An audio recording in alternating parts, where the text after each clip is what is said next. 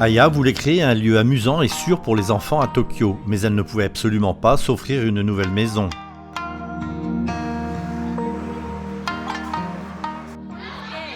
Si ma fille a une mauvaise journée à l'école, elle vient ici après les cours et elle se sent beaucoup mieux.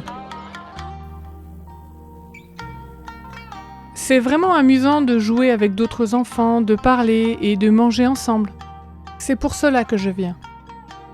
Il y a environ 2 ans, une amie a invité Aki à jouer après l'école et depuis, les 2 filles ne cessent de se voir. Aujourd'hui, Aya accueille des enfants chez elle au moins 2 fois par semaine.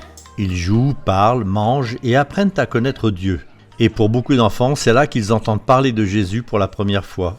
Le défi que représente la proclamation de l'Évangile dans l'une des plus grandes villes du monde est considérable. Pour toucher tout le monde à Tokyo, chaque membre d'église ici aurait la charge de contacter 10 000 personnes. Ainsi, chaque personne qui franchit le seuil de la maison d'Aya est une bénédiction.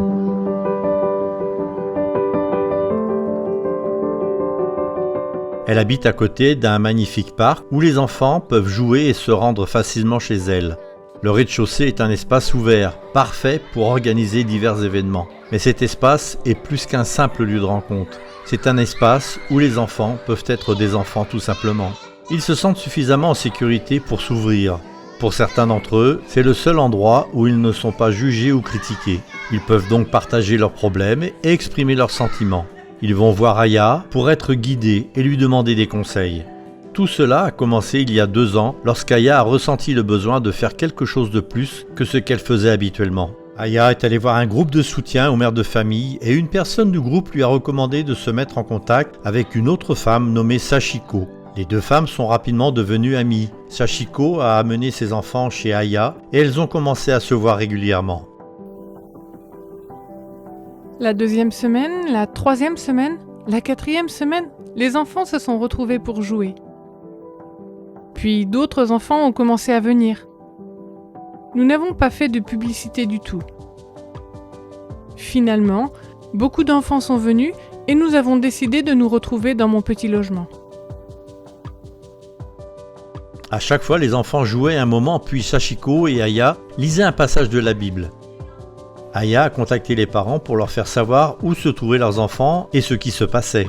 Une vingtaine d'enfants venaient régulièrement et ils se pressaient dans son petit appartement. Beaucoup d'entre eux étaient harcelés à l'école où ils avaient eu l'impression de ne pas être à leur place, ce qui faisait de ce moment l'un des plus importants de la semaine pour eux. Le mari d'Aya n'était pas chrétien, mais il a vu l'impact positif que ce ministère avait sur les enfants. Sachiko et Aya ont commencé à louer une salle 1 fois par semaine, mais elles voulaient se réunir 2 fois plus souvent. Aya a donc demandé à Dieu de l'aider à trouver un nouveau lieu de rencontre. Elle priait également pour trouver un nouveau foyer puisque son bail se terminait.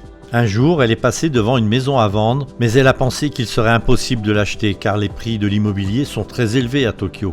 Le mari d'Aya est rentré un jour à la maison avec de bonnes nouvelles. Il lui a dit que son nouveau travail lui permettrait d'acheter la maison qu'il voulait utiliser pour ce ministère. C'était la voix de Dieu qui me parlait.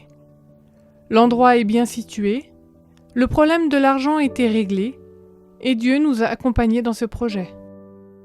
Depuis ce jour, Aya met sa maison au service des enfants du quartier. Elle aime les familles qui se réunissent chez elle, mais elle sait que le travail ne s'arrête pas là.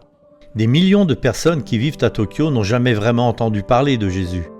Le défi que représente cet environnement urbain très fréquenté en fait une priorité pour nos prières et nos efforts. Prions pour que des gens comme Aya trouvent des moyens de se rapprocher des familles de Tokyo. Merci de soutenir la mission que Dieu nous confie.